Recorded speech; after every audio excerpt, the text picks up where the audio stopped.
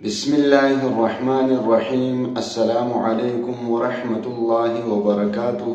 میرے محترم بھائیوں اور بہنوں، اللہ تبارک و تعالی سے دعا ہے کہ جتنے بھی مسلمان اس دنیا میں ہیں اللہ ان کے مشکلات کو آسان فرما دے۔ جتنے میرے بھائی اور بہنیں ہیں جن کا رشتہ نہیں، اللہ تبارک و تعالی ان کے رشتے اور شادی کا بندوبست کر دے۔ میرے جتنے بھی بھائی اور بہنیں ہیں اللہ تبارک و تعالی ان کی دلی مراد کو پورا کر دے۔ آج میں آپ کو 2 دن کے لیے ایک وظیفہ بتاؤں گا، جمعرات اور جمعے کے لیے۔ چونکہ رجب کا مہینہ ہے اور رجب کے مہینے کا آخر چل رہا ہے، تیسرا جمعہ اور جمعرات ہے، لہٰذا ان 2 دنوں میں آپ یہ عمل کریں، اللہ تبارک و تعالی آپ کے دل کی ہر حاجت کو پورا کر دے گا۔ ہاتھ اٹھا کر آپ نے اللہ تبارک و تعالی سے جو بھی مانگا اللہ تبارک و تعالی عطا فرمائیں گے، لیکن اس شرط کے ساتھ کہ حاجت جائز ہو۔ ناجائز حاجت کے لیے قرآن پاک کی وظائف نہیں پڑھے جاتے، گناہ ہے۔ ہر جائز حاجت چاہے کتنا ہی بڑا ہو، اللہ تبارک و تعالی اس میں آپ کو کامیابی عطا فرمائیں گے۔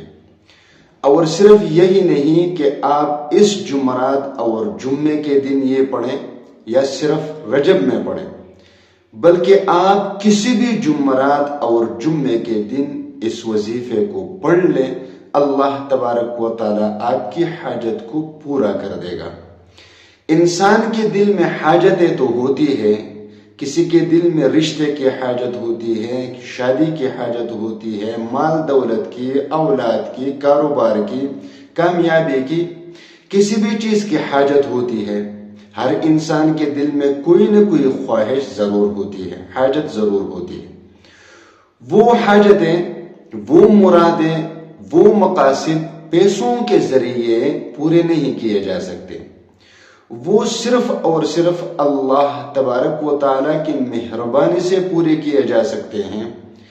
اور آپ اللہ تبارک و تعالیٰ کے سامنے بیٹھ کر یہ وظیفہ کریں گے۔ جب آپ یہ وظیفہ کریں گے انشاءاللہ تعالی اللہ تبارک و تعالی رحمان و رحیم ہے، غفور الرحیم ہے، اللہ تبارک و تعالی آپ کی حاجت کو پورا کرے گا۔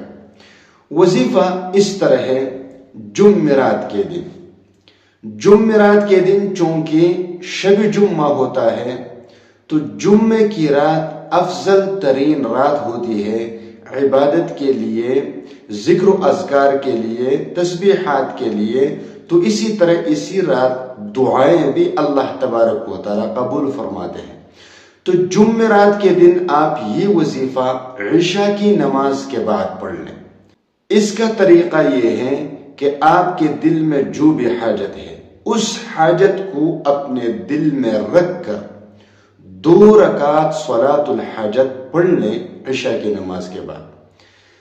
نماز پڑھنے کے بعد اسی مصلی پر یکسوئی کے ساتھ کسی سے بات کیے بنا بیٹھ جائیں، 11 مرتبہ درود ابراہیمی پڑھ لیں، 11 مرتبہ، 100 مرتبہ یہ دعا پڑھ لیں، یا اللہ یا رحمان یا رحیم، 100 بار، اور 1 مرتبہ سورۃ الرحمن پڑھ لیں، سورۃ الرحمن، اور پھر آخر میں 11 مرتبہ درود شریف پڑھ لیں، اور پھر ہاتھ اٹھا کر اپنی حاجت کے لیے اللہ سے دعا کریں۔